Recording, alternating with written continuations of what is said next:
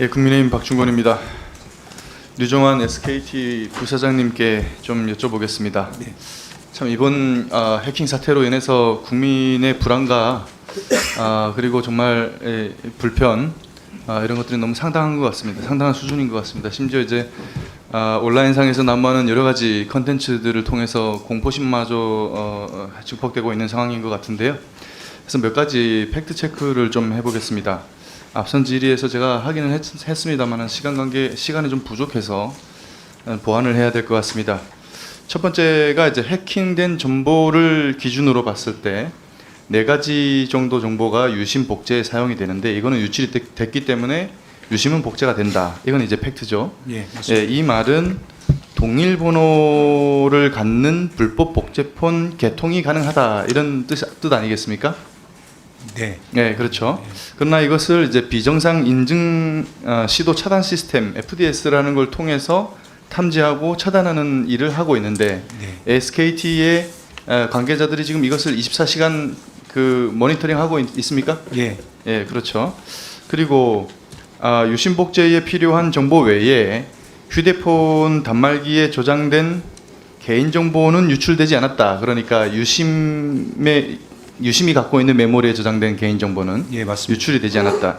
그렇기 때문에 결코 휴대폰 번호를 단순히 복제하는 것만으로는 국민 개인을 상대로 금융 해킹 같은 것들은 어쨌든 가능하지 않다라는 얘기가 될까요? 어떻게 됩니까? 예, 그 독립적으로는 불가능합니다. 그렇죠. 그래서 이제 그러나 이제 법원이라든가 우리가 작년인가요? 법원에서 대규모로 개인 정보가 유출된 사건이 있지 않았습니까? 네. 이걸 이제 휴대전화 번호랑 매칭을 시켜가지고 네. 그 개인 정보를 가지고 시도를 할 경우 이럴 경우는 가능합니까? 가능은 합니다만 계속 말씀드립니다만 불법 복제 유심에 안전장치를 걸면 그게 불가능합니다. 그게 이제 유심 보호 서비스 예, 아니겠습니까? 맞습니다. 예. 예. 그래서 이제 FDS 시스템을 통해서 감지를 하고 있는 동안에 만약에 그 불법 복제폰이 개통을 시도하게 되면 내가 쓰고 있는 휴대폰이 통신망에서 뭐 이렇게 떨어졌다 붙었다는 그런 현상이 일어나겠죠? 아니요. 그렇지 않습니까? 그럼 동시에 접속이 되나요? 안 됩니다. 안 되죠. 망해서 차단을 해요. 예. 어쨌든 그런 것들을 하기 위해서 이제 유심 보호 서비스를 쓰고 있는데 유심 보호 서비스는 결국에는 이 유심뿐만 아니라 휴대폰 단말기의 고유 식별번호까지도 같이 가지고 이 연동을 시키기 때문에 복제가 안 되는 거지 않습니까? 보호되는 거죠, 예, 그렇죠? 맞습니다. 예. 그러면은 네 번째로는 이제 해커가 과연 이 정보들을 가져간 걸 가지고 일반인을 상대로 해킹을 시도해서 얻을 수 있는 실익이 있습니까? 그러니까 독립적으로는 상당히 힘들고요. 근데 그러니까 이제 시도를 하게 되면 FDS 시스템에 걸리잖아요. 맞습니다. 그럼 이제 노출이 되는데 네. 그 노출 위험을 감수하면서까지 일반인을 해킹 시도할 실익이 있느냐라고 제가 여쭤보는 겁니다. 실제 그 패턴을 보면요. 계속 네. 시도를 하면서 될 때까지 하다 리젝 됩니다.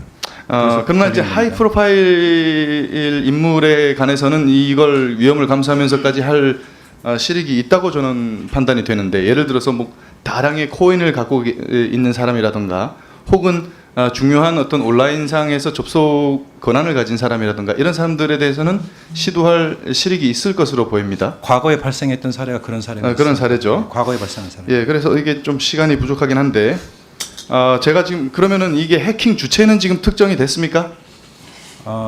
그 2023년 이전에 그런 게 발견됐는데요. 그 뭐라고 할까요? 지금 이번 사태 없습니다. 이거는 해킹을 시도한 주체 확인 안 됐습니다. 확인이 아직 안 됐습니까? 예, 조사단에서 조사하고 있습니다. 예. 차관님 뭐 하실 말씀 있습니까? 예, 확인 안 됐습니다. 아직 안 됐죠. 근데 지금 제가 아까 오전에도 말씀을 드렸다시피 북한 같은 경우에는 3만 명 이상의 대규모 해커 부대를 가지고 있고 국가적인 차원에서 공격을 시도하고 있고 일평균 160만 회가 넘는 공격 시도를 하고 있단 말이죠.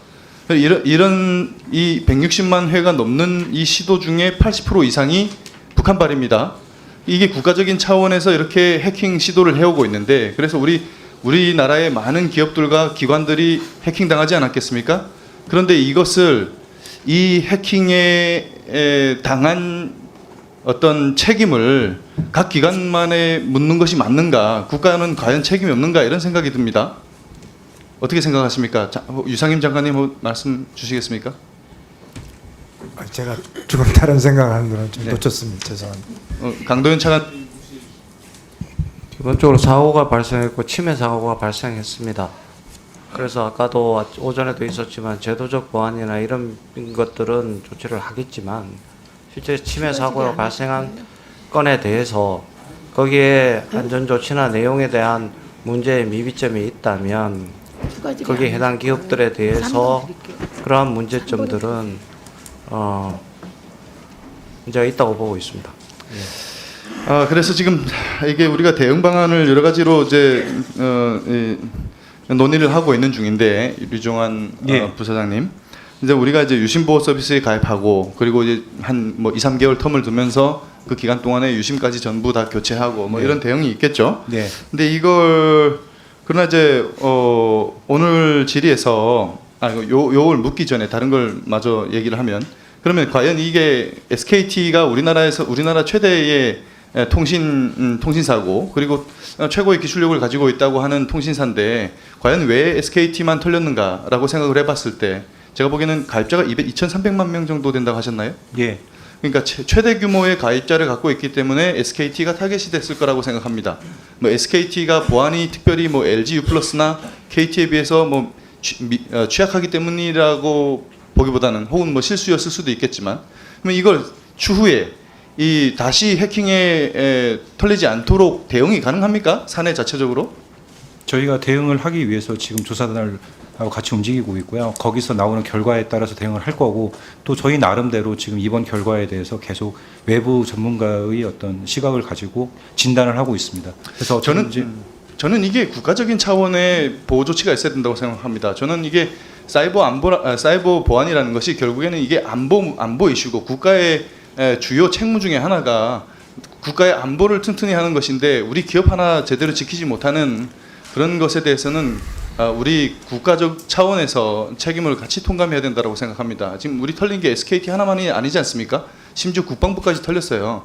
법원은 심지어 2년 동안 해킹에 당하면서도 당하는 줄조차도 몰랐습니다. 만약에 오늘 이제 질의에서 이제 번호 이동을 하게 될 경우 위약금을 면제해 주는 거에 대해서 검토를 해보라고 하신 그런 얘기가 많이 나왔는데, 네. 부사장님, 만약에 위약금을 면제해 주게 되면 예상되는 어떤 우려가 뭡니까? 일단은 그 가입자 간 이동이 되겠죠. 타사로의 이동 같은 거. 예. 많이 이탈이 일어날 거라 생각하십니까? 그건 아직 예측 같은 거를 안 한 걸로 알고 있습니다.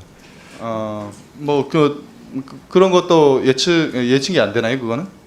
뭐 예를 들어서 뭐 얼만큼 이탈이 일어나고 또 그에 따르는 비용 손실은 얼마고 이게 기업 생존에 어느 만큼의 영향을 미친다, 이런 뭐 계산이 안 섭니까? 기업 차원에서 생각 안 해봤습니까? 예, 아직 예측은 안 한 걸로 알고 있습니다. 일단 알겠습니다. 그래서 그럼 이거 위약금 면제 결정은 누가 합니까? 이거 최태원 회장이 할 수 있습니까? 아니면은 유영상 사장님이 할 수 있는 겁니까? 저는 결정을 한다면 최태원 회장은 아닌 것 같고요. 최태원 회장은 비상임 인사이신 거고. 회사의